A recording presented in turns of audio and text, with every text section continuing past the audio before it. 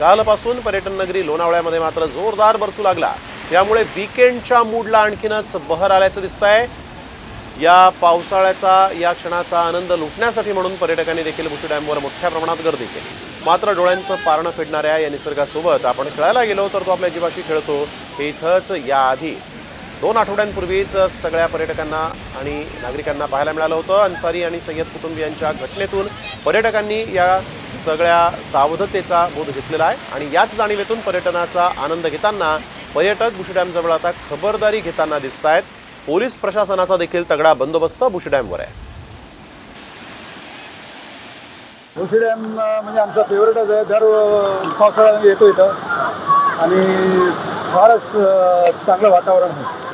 परंतु निसर्गाचा आनंद घेताना खबरदारी घेणं खूप गरजेचं आहे। सावध राहणं फारच गरजेचं आहे आणि आम्ही ते सगळी चौकशी करूनच आलेलो आहे।